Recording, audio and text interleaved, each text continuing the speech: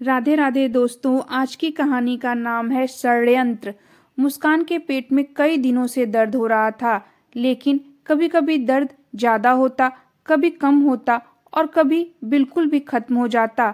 इसकी वजह से उसे हल्का हल्का चक्कर भी आ रहा था। बहुत अधिक कमजोरी महसूस हो रही थी। वह समझ ही नहीं पा रही थी कि आखिर उसे हुआ क्या है। उसने कई बार अपने पति मनीष से कहा भी कि देखो ना, मेरे पेट में हल्का हल्का दर्द हो रहा है, मुझे बहुत कमजोरी महसूस हो रही है। लेकिन उसने कभी भी सीरियस होकर ध्यान नहीं दिया, हमेशा उसकी बात को इग्नोर करता रहा।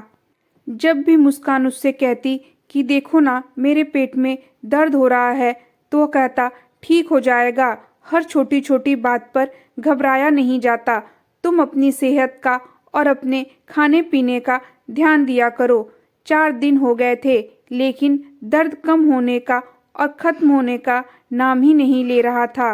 तब मुस्कान ने अपने पेट का चेकअप कराने के बारे में सोचा। यह सोचकर उसने डॉक्टर से अपॉइंटमेंट ली और हॉस्पिटल गई और डॉक्टर से सारी बात बताई। डॉक्टर ने कहा, ठीक है मुस्कान, आप परेशान ना होइए, मैं कुछ टेस्ट लिख देता हूँ, आप उसे करा लीजिएगा।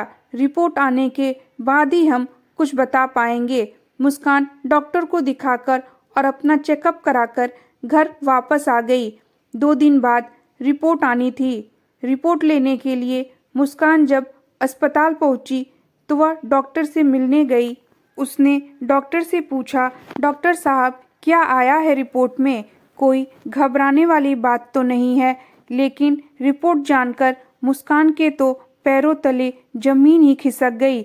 वह एक स्लो पॉइजन का शिकार हो गई थी। वह शक्ते में आकर वहीं चेयर पर बैठ गई। उसे तो विश्वास ही नहीं हुआ कि उसे स्लो पॉइजन दिया जा रहा है। वह सोच में पड़ गई कि आखिर उसके साथ ऐसा कौन कर रहा है। उसके घर में तो केवल वह और उसका पति मनीष ही रहता है। मुस्कान की शादी को अभी केवल 1 ही साल हुए थे।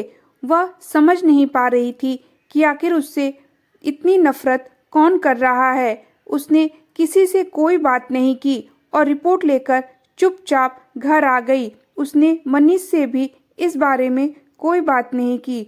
वह घर आकर सारा काम जैसे पहले करती थी वैसे ही करने लगी, लेकिन अब वह अपने खाने पीने की चीज़ों पर विशेष ध्यान देती थी और हर चीज़ को बहुत सावधानी रखती थी। उसने मनीष और नौकरों के बिना जानकारी के धीरे से घर में सीसीटीवी कैमरा लगवा दिया, ताकि वह जान सके कि यह सब कौन कर रहा है। डॉक्टर ने तो साफ साफ शब्दों में कह दिया कि मुस्कान, तुम्हें तो पुलिस में रिपोर्ट कर देनी चाहिए। लेकिन उसने ऐसा करने से मना कर दिया। वह चाहती थी कि वह इस बात का पता खुद ही लगाए कि आखिर उसे इतनी बड़ी नफरत किसको है कि वह उसे मारने की कोशिश कर रहा है। आखिर मैं इतनी घिनौनी हरकत कौन कर रहा है? इतना बड़ा षड्यंत्र उसके साथ कौन रच रहा है? डॉक्टर से दवा लेने के बाद 2-3 दिन बाद उसके पेट का दर्द थोड़ा सा ठीक था। अब वह आराम से अपनी नौकरी और घर के कामों पर ध्यान देने लगी।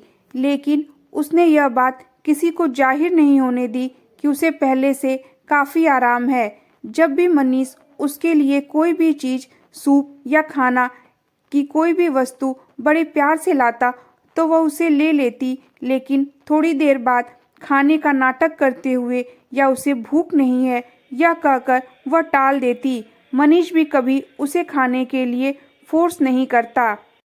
सबका व्यवहार भी उसके साथ नॉर्मल था, इसलिए वह समझ नहीं पा रही थी कि आखिर इस षड्यंत्र और स्लो पॉइजन के पीछे किसका हाथ है। जब वो ऑफिस के लिए निकली तो वह घर से बना हुआ जो टिफ़िन ले जाती उसे रास्ते में ही फेंक देती। ज़्यादातर खाना वह बाहर ही खा लेती। इससे मिलावट का तो कोई प्रश्न ही नहीं उठता था। धीरे धीरे उसकी तबीयत में बहुत सुधार आ रहा था और उसके पेट का दर्द भी बंद था। जब वह दोबारा चेकअप के लिए डॉक्टर के पास गई तो डॉक्टर ने कहा, मुस्कान, अब तुम पहले से काफ़ी बेहतर हो। यह दवा 10-15 दिन और चलानी पड़ेगी, उसके बाद तुम दवा लेना बंद कर सकती हो। यह सुनकर मुस्कान के चेहरे पर हल्की सी खुशी तो आई, लेकिन अब भी चिंता की रेखाएं उसके माथे पर साफ नजर आ रही थीं। वह सोच रही थी कि आखिर मेरे साथ इतना बड़ा षड्यंत्र कौन रच रहा है, इसके पीछे किसका हाथ है। वह यही सब सोचती हुई डॉक्टर की क्लिनिक से बाहर निकली और सीधे अपने घर आ गई। 15 दिन बाद जब वह वापस डॉक्टर को दिखाने गई और चेकअप कराया तो उसकी रिपोर्ट बिल्कुल नॉर्मल थी। डॉक्टर ने उसे दवाई लेने के लिए भी मना कर दिया। फिर वह अपने ऑफिस चली गई। 2-3 दिनों के बाद वह एक दिन ऑफिस में बैठी अपना काम कर रही थी। तभी ऑफिस का एक कर्मचारी आया जो मुस्कान का दोस्त था। उसने कहा, मुस्कान, यह मैं क्या सुन रहा हूँ? क्या हुआ मोहित, क्या बात है? अरे टीवी खोलकर तो देखो, तुम्हारे पति को पुलिस गिरफ्तार करके ले गई है। यह क्या बकवास कर रहे हो मोहित? यह बात सुनते ही मुस्कान जैसे हैरत में पड़ गई। यह कैसे हो सकता है? तभी उसके ऑफिस के 2-4 लोग और वहां इकट्ठे हो गए। जब मुस्कान ने टीवी पर देखा तो उसके पति को पुलिस लेकर जा रही थी।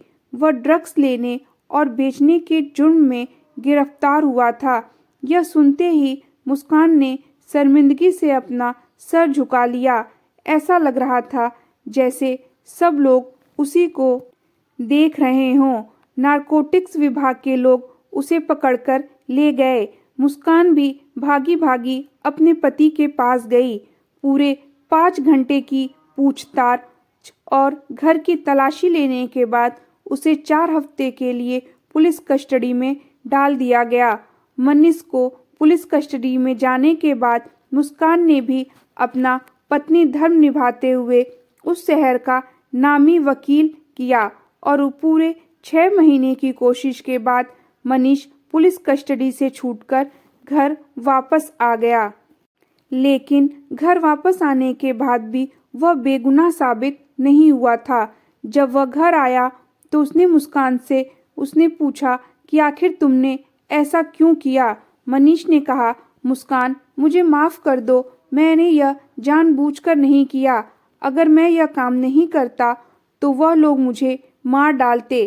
पहले तो मुस्कान को बहुत गुस्सा आया, लेकिन फिर मनीष के बार बार रोने और माफ़ी मांगने पर उसने मनीष को माफ़ कर दिया।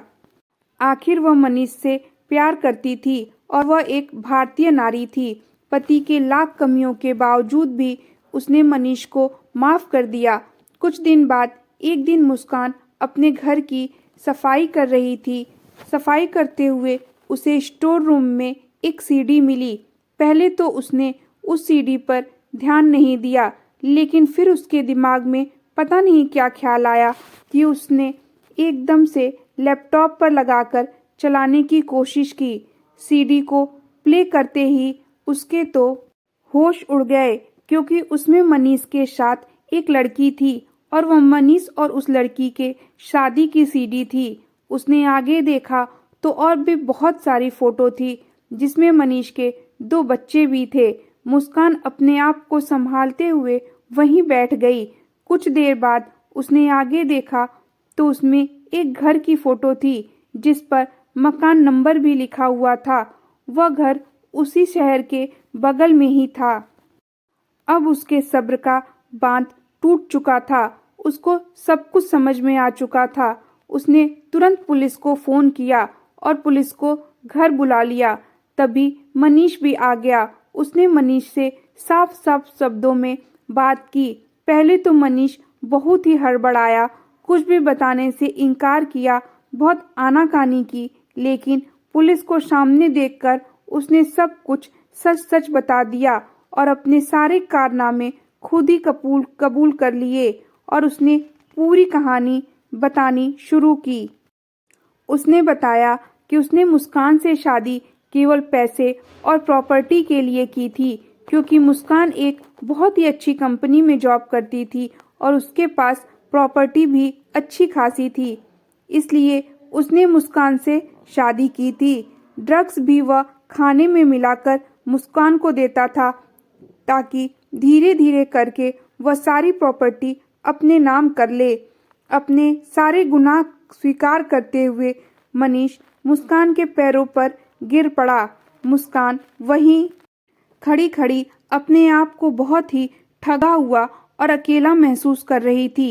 वह सोच रही थी कि जिस आदमी से उसने प्यार किया, शादी की, जिसे अपना तन मन धन सब कुछ समर्पित कर दिया, उस इंसान ने उसके साथ इतना बड़ा षड्यंत्र रचा, उसे धोखा दिया। उसे तो कुछ देर के लिए यकीन ही नहीं हुआ कि मनीष उसके शादी केवल पैसे और प्रॉपर्टी के लिए की भला ऐसे धोखेबाज इंसान को कौन माफ कर सकता है। मनीष वहां बैठा गिड़गिड़ा रहा था। मुस्कान ने पुलिस से कहा कि मेरी जान लेने, मुझे जहर देने के जुर्म में और ड्रग्स देने के जुर्म में आप इसे गिरफ्तार कर लीजिए। कुछ देर बाद पुलिस मनीष को लेकर पुलिस चौकी चली गई। मुस्कान ने कहा, मैं तुम्हें इस षड्यंत्र के लिए कभी माफ नहीं करूंगी और कभी भी कोई अकेली लड़की किसी भी इंसान पर भरोसा नहीं करेगी। मनीष के साथ साथ मुस्कान ने उसकी पत्नी पर भी आरोप लगाया और उसे गिरफ्तार करा दिया। इस सब में से निकलने में मुस्कान को काफी वक्त लगा, लेकिन कुछ दिन बाद फिर से वह नॉर्मल जिंदगी में अपने वापस आ गई और अपने से फैसला लेने से जो तकलीफ मुस्कान को हुई, उससे उसने बहुत कुछ सबक भी सीख लिया। मुस्कान के माँ बाप दूसरे शहर में रहते थे। वह कुछ दिनों के लिए उनके पास चली गई। दोस्तों, हमेशा कोई भी रिश्ता बहुत ही सोच समझकर बनाना चाहिए। आपको यह कहानी कैसी लगी हमें कमेंट बॉक्स में ज़रूर बताएं और हमारे चैनल को सब्सक्राइब, लाइक और शेयर करें। Thank you.